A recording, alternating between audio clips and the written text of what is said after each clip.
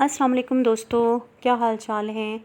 उम्मीद है आप सब ठीक ठाक होंगे। गार्डन की मेंटेनेंस का काम चल रहा है और कुछ प्लांट मैंने शेयर किए थे जिनको मैं ठीक कर रही थी, उनकी प्रूनिंग काट छांट चल रही थी। ये कुछ प्लांट हैं जिनको ज़्यादा नुकसान नहीं हुआ और उनको थोड़ा मैं ऑर्डर में करके रख रही हूँ। बारिशें बहुत ज़्यादा भी प्लांट के लिए नुकसानदेह हैं। सकुलेंट और कैक्टस को भी मैंने शेड में रख लिया है ताकि वो ख़राब ना हो सकें, क्योंकि ज़्यादा पानी उनके लिए नुकसानदेह होगा और आपका प्लांट जो है ज़ाया भी हो सकता है।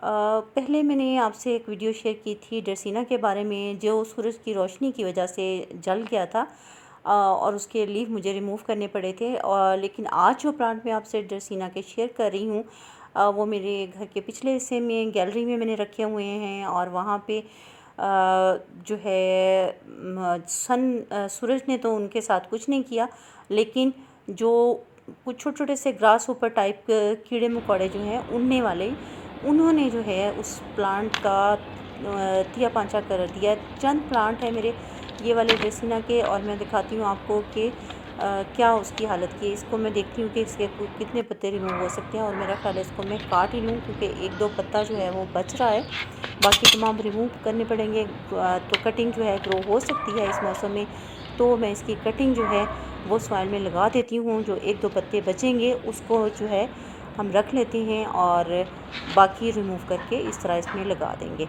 वैसे भी इसकी बहुत लंबी जो है स्टेम अगर लेके जाएं तो ये प्लांट जो है स्टेम के टूटने का ख़तरा भी रहता है। तो चलें, ये कीड़े मकोड़ों ने थोड़ा सा जो काम डिले होता जा रहा था उनकी वजह से मेरा ये काम हो गया है।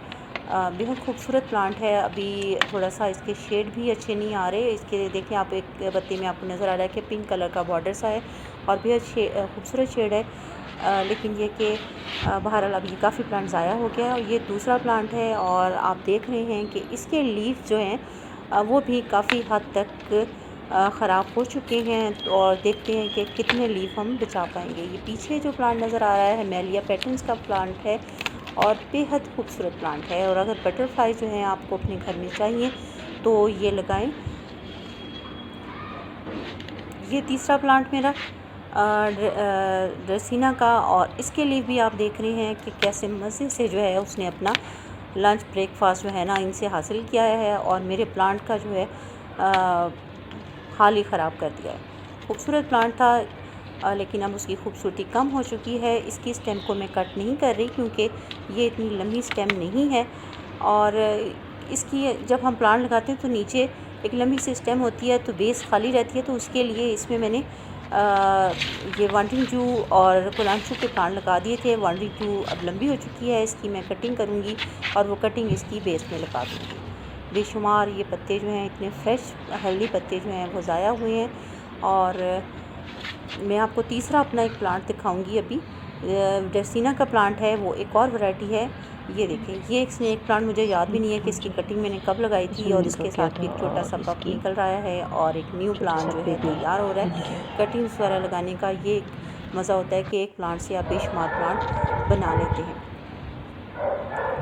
ड्रेसिना का जो तीसरा मेरा प्लांट है उसकी हालत जो है सबसे ज़्यादा ख़राब है। उसकी ग्रोथ जो है वो भी इतनी फास्ट नहीं है और उसके साथ साथ मुझे लगता है उसका टेस्ट भी जो है ना उन ग्रास ऊपर वगैरह को बड़ा पसंद आया है और उन्होंने उसमें कुछ रहने नहीं दिया, आलमोस्ट उसको ख़त्म कर दिया। और मुझे वो तकरीबन पूरा प्लांट ही मुझे लगता है कि ये देखें, ये वाला प्लांट है, इसकी देखें क्या हालत हुई है कि तमाम पत्ते उसने खा पी के बराबर कर दिए।